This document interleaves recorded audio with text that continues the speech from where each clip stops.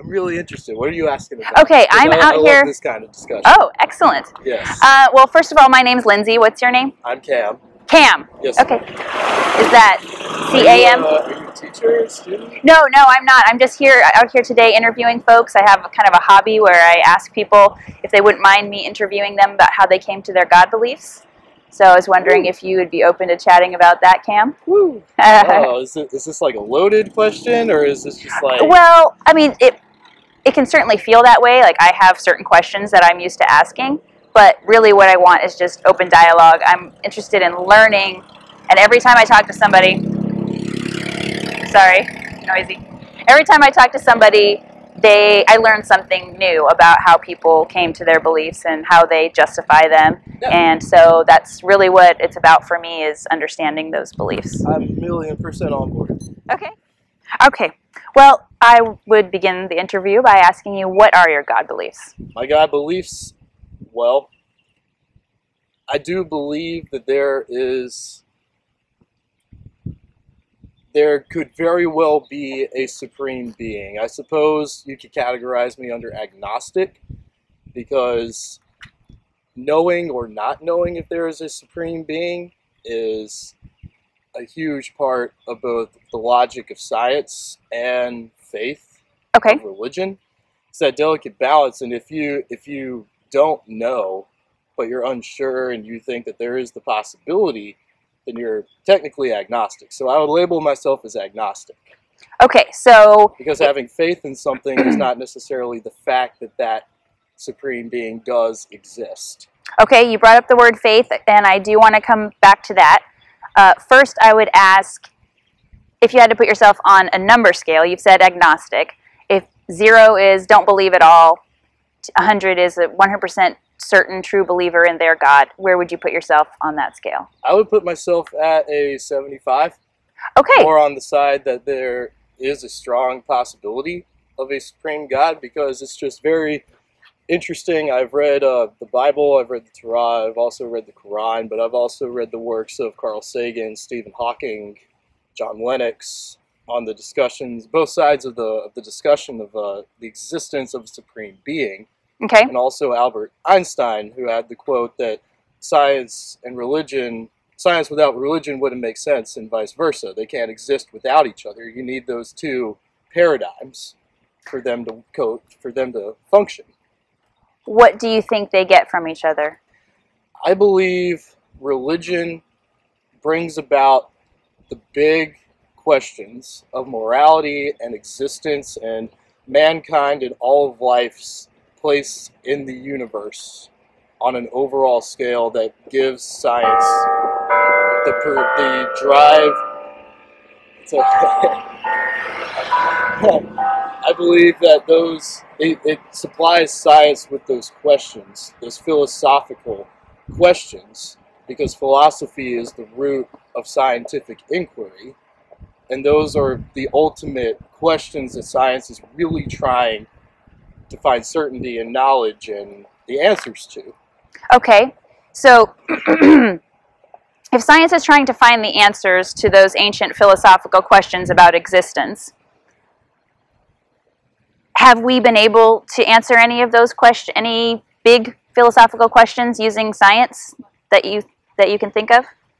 So far, no, because really there are theories, and there are laws that have been made, such as gravity, or the Big Bang Theory, or the theory that the universe, according to Stephen Hawking, because of gravity, the universe had to exist in order to function, that it started itself, almost, because it required so to exist, which I think you're talking about a question, sorry to interrupt. Yeah. I feel like you're talking about a question that still remains, that hasn't been answered. Right. So can you think of an example of a question that used to be answered with a supernatural explanation, but we now know to come out of the natural world?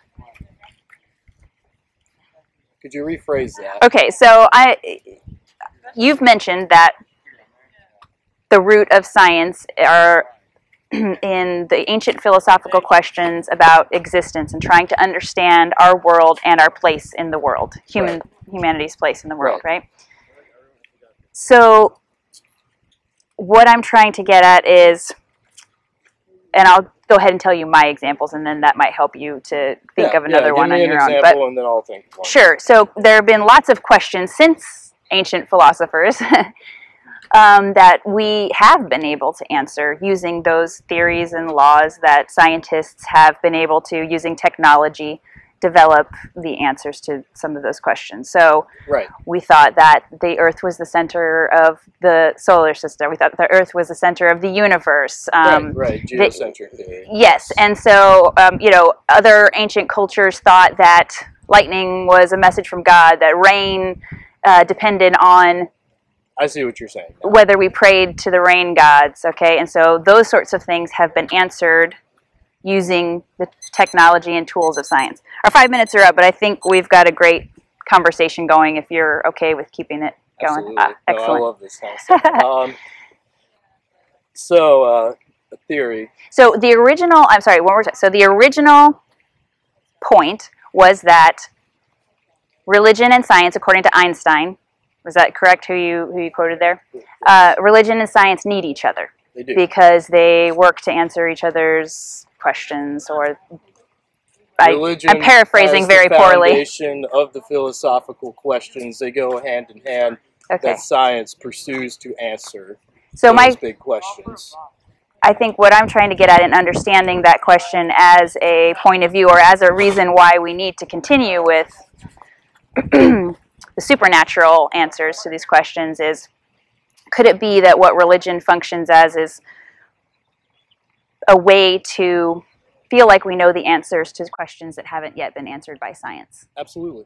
Okay. Absolutely. Because mankind inherently, the greatest fear that any individual has is of the unknown and the uncertain. And to have something beyond your understanding or one's control scares people very badly. Okay. And it serves as a comfort mechanism to have some sort of explanation for it, to claim that you do actually know why things are the way they are and how they came to be, which is completely ignorant and backwards. And I absolutely agree with Socrates, who said a true wise man is the one who acknowledges he knows nothing. Because to know something is with 100% certainty that you do know that as fact. But you're at 75% certainty that there is a supreme being. Sure. And how did you come to that belief? I came to that because, number one, it is extremely interesting to me that in a photo taken by the Hubble Space Telescope, and this came out a few years ago, that the structure of the overall universe was very, very similar to the structure of a single human brain cell, which is absolutely phenomenal and fascinating to me.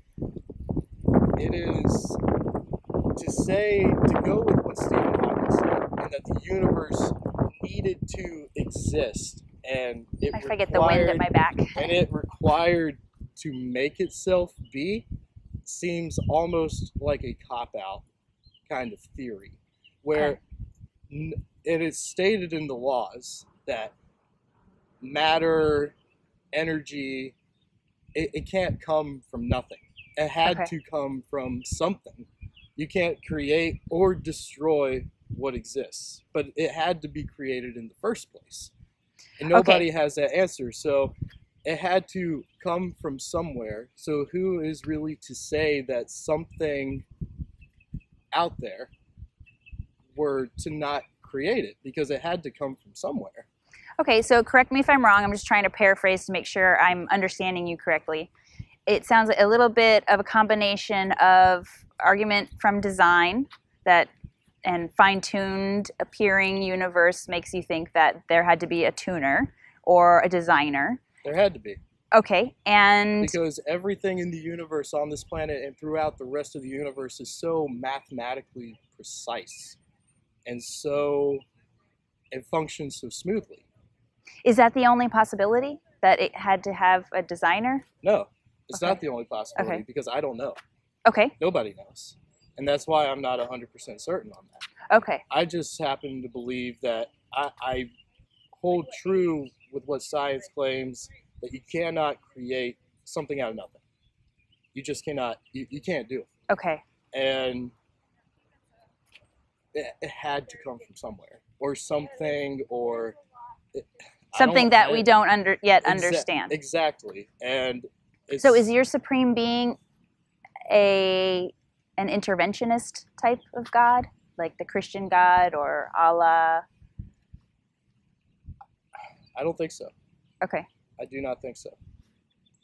So how does this belief affect your actions in your daily life? Like, do you make decisions based on the idea that there might be a supreme designer of some sort, or do you just go about your daily life? Absolutely not. Okay. No.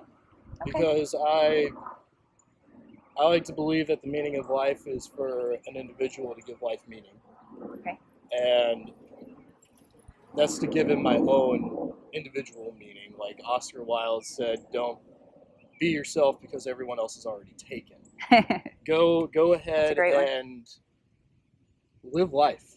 Do it your way. As far as anybody knows, no matter what you believe in, no matter where you think we go after this, nobody actually knows what happens after this life. What's real and what's physical is the here and now. Okay. So if there was some new scientific discovery or some evidence that came to light to answer your unknown questions, would you change your beliefs based on that? Would you revise your beliefs based on new evidence?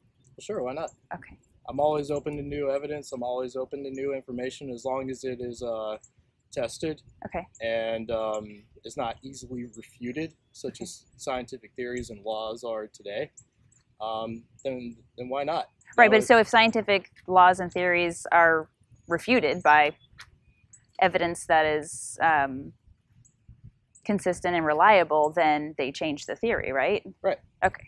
Right. But you have to, I don't claim to know everything. Mm-hmm. I really don't. Okay. You're asking me what I believe and not what I know. And so everybody has a right to the opinion of what they believe. I agree. And this is just with the information that is available and the big questions that have not been answered, and there's enough certainty and uncertainty where it's that perfect balance of why couldn't there be something? Okay. Why not? Why is that such an impossible and laughable belief to have? I personally don't laugh at the idea that there could be something. Like you, I am open to new evidence. If somebody has evidence, then I am totally open to that. Right. Part of the reason I should say that I choose to talk to folks is that stole my guitar. Yeah. Part of the reason I choose to come out and talk to folks is because I want to learn about how they came to their beliefs and how they justify them. And a lot of times people do conflate belief with knowledge. Yeah. And so in order to, I think, create a more open to belief revision society, I think it's important to always question things, like you said, and keep talking about it and keep having the conversation open so that we can understand the justifications for different beliefs and how that affects our interactions in society and politics and things like that. So, a zealous individual, a perfect zealous individual, 100% zealous is dangerous to society, while a person who is 100% skeptical in society is useless. Yeah, if the skepticism turns to cynicism, where you assume that nothing is true, or then yeah, I agree with you on that one. It's a very fine balance of the two. I want to give you my card. Oh yeah. I really appreciate your time, Cam, and I love your music, and hopefully I'll see you out here again another time. Yeah. Thank you. Have a good one. You too. Okay, bye.